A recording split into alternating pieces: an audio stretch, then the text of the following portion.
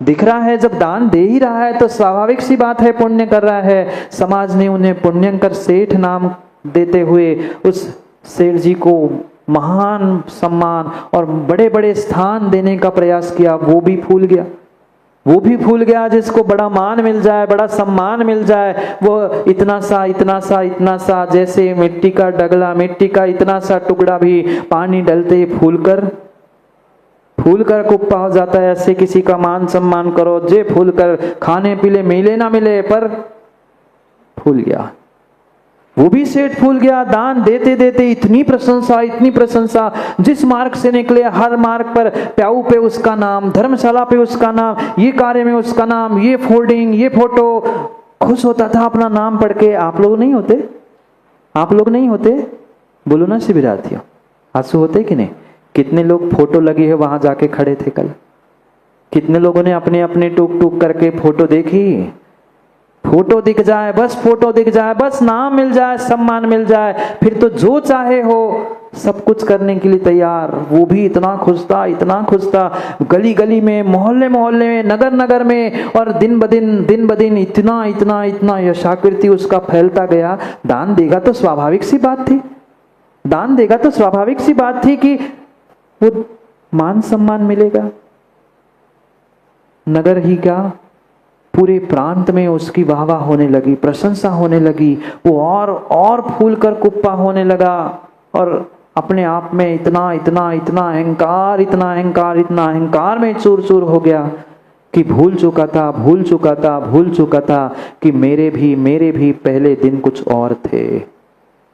मेरे पहले दिन कुछ और थे। व्यक्ति बहुत जल्दी माताओं भूल जाता है। सबके दिन एक से नहीं होते, सब दिन एक से, शिविरार्थियों, सबके दिन एक से नहीं होते, सब दिन भी एक से नहीं होते। मत भूलो। दिन बदलने में समय नहीं लगते, दिन बदलने में समय नहीं लगते। रोडपति करोड़पति भी हो जाता है और करोड़पति मिनटों में रोडपति भी हो जाता है। वह रोड पर घूमने वाला सेठ बन चुका था। गली मोहल्ले में नाम छप रहे थे, प्रशंसा से फूल रहा था। ऐसे अहंकार में, जैसे अहंकार में रावण ने भूल कर ली थी, ऐसे ही उस अहंकार में छोटी सी पता नहीं क्या भूल कर ली और क्या पूर्व जन्म का कर्म पाप उदय में आ गया। ऐसे दिन बदल गए। जो सेठ नगर मोहल्ले में, गली मोहल्ले में, अनेक स्थानों पर नाम, फोटो, प्रशंसा से छा रहा था, आज उसे कोई मिलने तैयार नहीं। दिन बदल गए। करोड़पति रोड पर आ गया। कहने के लिए तो पुण्यकर सेठ था, पर घर में सुबह भोजन करो तो शाम की व्यवस्था नहीं। सेठानी के पास जितना धन, जितने गहने, जो कुछ भी रखा था वह भी गिरवी रख दिया। क्या करे? जब पाप उदय में आता है, कपूरजन जी, बुंदेलखंड में कहावत है, जब पाप उदय में आता है तो मगरे पर बैठकर चिल्लाता है। जो बुंदेलखंडी हो, जानते हो नहीं हो तो मैं कह दूं, मगरा यानी घर का सबसे ऊंचा स्थान होता है।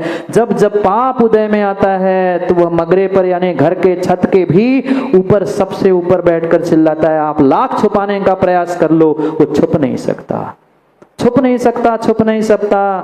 पता नहीं तीव्र पिछले पर्याय में कुछ पाप किया होगा। ऐसे दिन बदले कि घर की वह जितनी जमीन, जायदाद, गहने, सब कुछ गिरवी रख दिया। जितने दुकान, जितनी फैक्ट्री, सब कुछ समाप्त हो गई, सब नष्ट हो गया। ले दे के जिस घर में रहता था सेठ, वो ही घर कुछ बचा था और गले में पहना हुआ एकमात्र सेठानी का मंगलसूत्र बचा। बाकी सब गहने गिरवी रख दिए। 2 महीने हो गए, 3 महीने हो गए। अब तो सेठ से रहा नहीं जा रहा था। सेठ सुबह शाम रो रहा था, बिलक रहा था, ऐसे मैंने क्या कर लिया, ऐसे मैंने क्या कर लिया। व्यक्ति पुण्य के तीव्र उदय में, ज्ञानियों ध्यान रखना, व्यक्ति पुण्य के तीव्र उदय में भूल जाता है कि मैं क्या करने जा रहा हूँ, क्या कहने जा रहा हूँ। जब वो पाप उदय में आता है फिर रोता है, बिलकता है, जैसे वो पुण्यंकर सेठ रो रहा था, बिलक रहा था। कहता है सेठानी मैं करूं क्या, सब धन बर्बाद हो गया, सब धन लुट गया, सब कुछ समाप्त हो गया। जितने गहने तुम्हारे पास थे वो सभी गहने मैंने गिरवी रख दिए, अब क्या करूं, अब व्यापार भी करूं तो क्या करूं, कहां से पैसे ले आऊं। ध्यान रखना, एक बार तीव्र पाप का उदय आता है, व्यक्ति कितना अच्छा करना भी चाहे, कितना अच्छा सोचना भी चाहे, पर अच्छा सोच नहीं सकता, अच्छा कर नहीं सकता, अच्छा सोच नहीं सकता, अच्छा कर नहीं सकता। सेठानी कहती है मैंने पता किया है, अमुक नगर में एक सेठ है, वह गिरवी रखकर धन देता है। सेठ कहता है, पुण्यंकर सेठ कहता है अब गिरवी रखने के लिए बचा क्या है, कि तुम बची हो कि मैं बचा हूं। अब घर बचा है, किसको गिरवी रखूं, घर गिरवी रख दूंगा तो छोड़ना पड़ेगा, तुम्हें गिरवी रख दूंगा तुम्हें छोड़ना पड़ेगा, और मैं गिरवी रख के फिर करूं क्या। वो कहती नहीं, मैंने पक्की खबर निकाली है, वे धन को गिरवी नहीं रखते, वह धन दौलत गिरवी नहीं रखते, वो आदमी को गिरवी नहीं रखते, वो कोई जमीन जायदाद कोई गहने गिरवी नहीं रखते। वो सेठ जी कहता फिर क्या, फिर किसको गिरवी रखूं। वह सेठ पुण्य को गिरवी रखते हैं। सेठानी ने क्या कहा, सेठ पुण्य को गिरवी रखते हैं, आपने जितना पुण्य किया है उतने पुण्य के बदले में वो धन देते हैं। क्यों ना जाकर एक बार अपने पुण्य को आजमा लो, जो तुमने पुण्य किया होगा, इतना सारा तो तुमने पुण्य किया, इतना दान किया, कहाँ प्याऊ, कहाँ धर्मशाला, कहाँ भोजनशाला, कहाँ आहार दान, सब कुछ तो दान तुमने कर लिया है। जाओ ना एक बार उस सेठ से मिल के आओ और अपना पुण्य गिरवी रखते हुए उसको दिखा दो, ये तुमने पुण्य कार्य किया है, कुछ तो मिल जाएगा। सेठ कहता है कि तू कह तो सही रही है, पर मुझे समझ में नहीं आ रहा, मैं जाऊं कैसे, वहां तक जाने के टिकट के तक पैसे नहीं हैं। अरे कोई बैलगाड़ी में भी नहीं बिठाएगा। जब पुण्य का उदय था तो हर कोई सेठ जी स्वार्थ था तो पैर पड़कर पैसे निकालता था। अब मेरे दिन बदल गए हैं तो सबके दरवाजे बंद है, मैं जाऊं कहां, किससे मांगू, किससे भीख मांगकर मैं उस सेठ तक जाऊं, टिकट के तक पैसे नहीं है, जाते समय क्या खाऊं।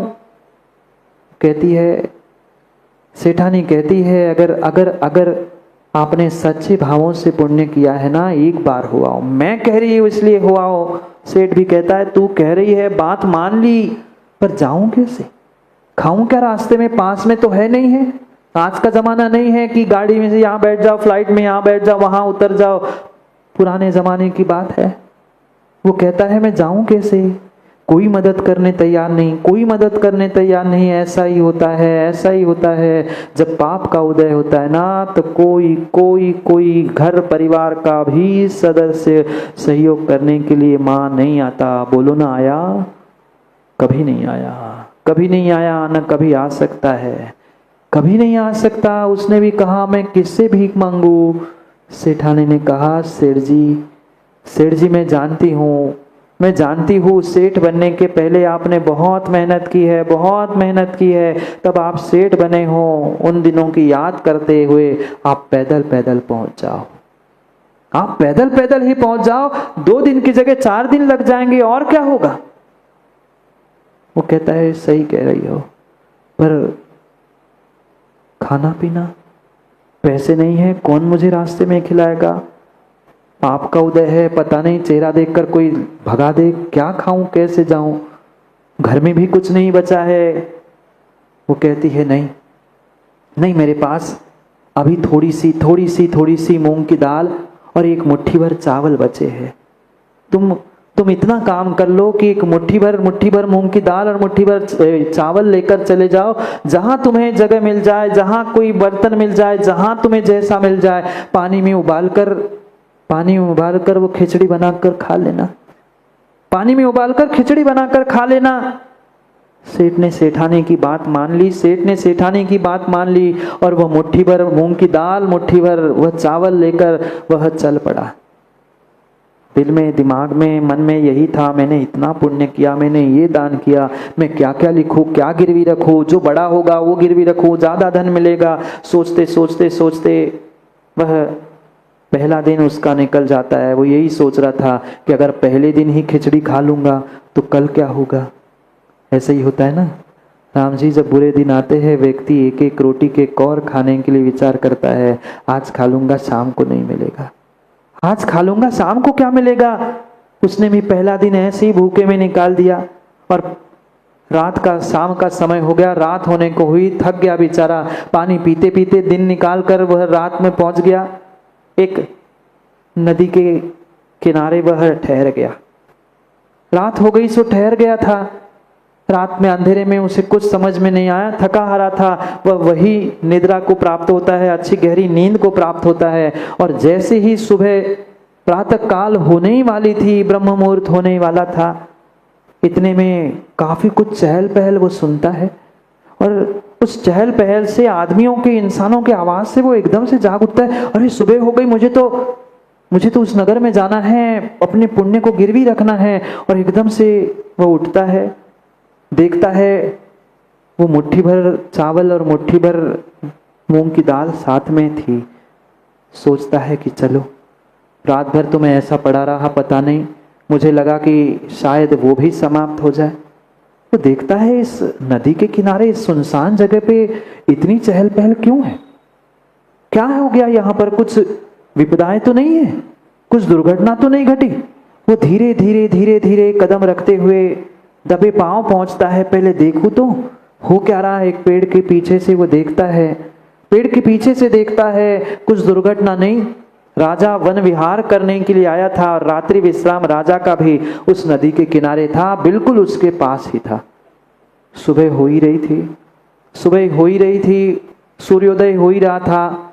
वह सोचता है, विचार करता है, चलो कल का थका हारा हूँ, कहाँ पानी खोजूंगा, कहाँ बर्तन खोजूंगा, कहाँ अग्नि खोजूंगा, कहाँ नमक, कहाँ मिर्च, कहाँ क्या खोजूंगा। यहाँ राजा का पड़ाव पड़ ही गया है, क्यों ना यही मैं सुबह सुबह खिचड़ी बनाकर खा लूं और पुनः दिन भर के लिए फुर्सत, पुनः दिन भर के लिए फुर्सत। ये सोचकर विचार करता है, पर राजा से बात कैसे करूं, राजा तक तो जाना संभव नहीं है, मेरी ऐसी दशा है। राजा के पास जाऊंगा, धक्का देकर भगा देगा, पता नहीं राजा कैसा है, क्या है, विचार करता है। इतने में एक नौकर वहां से जाते हुए दिखता है, नौकर वहां से जाते हुए दिखता है और उसके मन में आता है, क्यों ना इससे ही मैं अपने मन की बात कह दूं। गरीब ही गरीब की बात जानता है, छोटा ही छोटे की बात जानता है, क्यों ना मैं छोटे से ही शुरुआत करूं, गरीब से ही, दीनहीन से शुरुआत करूं। वह इशारे से बुलाता है और कह देता है, ऐसी ऐसी मेरी स्थिति है, मैं कहाँ बर्तन, कहाँ क्या, कहाँ खोजूं, एक इतना सा काम कर लो, एक इतना सा काम कर लो, एक इतना सा काम कर लो कि मेरी मेरी मुट्ठी भर मूंग की दाल और एक मुट्ठी भर चावल ले जाना और एक बर्तन में खिचड़ी बनाकर मुझे दे देना। मुझे और कुछ नहीं चाहिए, मुझे और कुछ नहीं चाहिए, मुझे और कुछ नहीं चाहिए। वह नौकर भी पता नहीं उसके पुण्य के उदय से भोजनशाला का ही नौकर था। उसने भी कहा, कोई बात नहीं है, गरीब व्यक्ति है, मैं भी गरीब, मैंने भी गरीबी के दिन देखे, वो खिचड़ी बना के तो मांग रहा है, राजा का क्या ले रहा है, अग्नि तो वैसी जली, बर्तन भी है, पानी नदी का है, मात्र उसे गर्म करके खिचड़ी बनाकर ही तो देना है, चुटकी भर नमक मसाला लगेगा और क्या। बात स्वीकार हो गई। मुट्ठी भर मूंग की दाल, मुट्ठी भर चावल लेकर वह नौकर खिचड़ी बनाने के लिए चला गया। वह पेड़ के पीछे दबा हुआ वह सेठ और थोड़े से दबे पांवों से और समीप पहुंचकर प्रयास करता है, देखो तो राजा का वैभव क्या होता है, राजा क्या होता है। रानी, दास, दासी देखते देखते देखते भूल करके वह बिल्कुल राजा के समीप पहुंच गया। छुपाता था पेड़ के पीछे, पर राजा की जैसे ही नजर पड़ती है, राजा ने उसको बुलाया, कौन हो तुम, यहां क्या कर रहे हो। वो तो बेचारा पानी पानी हो गया, वो सोच में पड़ गया, अब तो गए काम से, क्योंकि गरीबी में आटा, ऐसा ही होता है। वो तो यही सोच रहा था, अब तो गए काम से, राजा ने पकड़ लिया, कुछ ना कुछ दंड मिलेगा, कुछ ना कुछ पनिशमेंट मिलेगी। वो राजा के पास जाता है, हाथ जोड़कर कहता है, कुछ नहीं राजन, मैं तो ऐसे ही जा रहा था, ऐसा कर रहा था। राजा ने कहा बैठो यहाँ। अब राजा को भी कोई बात करने वाला मिल नहीं रहा था, राजा को भी बात करने वाला, चर्चा करने वाला, कल वो बता रहा था ना, टाइम पास करने वाला कोई नहीं मिल रहा था। उसने कहा बैठो, मैं तो बैठने के लिए कर रहा हूं, कह रहा हूं कुछ चर्चा करते हैं। तुम कहां से आए, क्या है, सब चर्चाएं शुरू हो गई। इतने में भोजनशाला से नौकर आता है और राजा से कहता है, राजन आपकी भोजन की तैयारी हो चुकी है, भोजन की तैयारी हो चुकी है, बताओ भोजन यहां ले आऊं कि आप अन्यत्र कहीं बैठकर भोजन करना चाहते। राजा ने कहा, मैं तो भोजन करूंगा, मैं तो भोजन करूंगा, पर मेरे आज ये जो दोस्त आया है, आज जो मेरा मित्र आया है, जो मुझे जंगल में मिला है, मैं उसको भी 56 भोग खिलाऊंगा। वो कहता है, नहीं राजन, मुझे कुछ नहीं खाना, मुझे नहीं कुछ खाना, मुझे कुछ नहीं खाना। पर राजा ने कहा, नहीं, तुम मेरे मित्र बन चुके हो, मैं तुम्हें तो 56 भोग खिलाऊंगा, 56 भोग खिलाऊंगा ही खिलाऊंगा।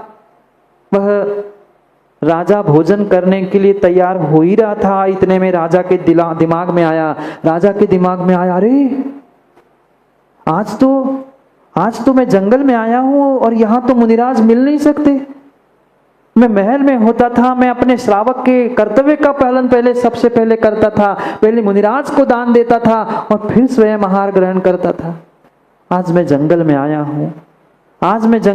हूं, काश अगर यहाँ कोई मुनिराज मिल जाए, काश अगर यहाँ मुनिराज मिल जाए। ये जो मैंने 56 भोग बनाए, इतना भोजन उत्कृष्ट बनाया है, काश अगर मैं मुनिराज के हाथ पर पहला ग्रास रख लूं, पहले उनको दान दे दूं और फिर अपने आप को संतुष्ट कर लूं, तो क्या आनंद आएगा, क्या आनंद आएगा। वो विचार कर रहा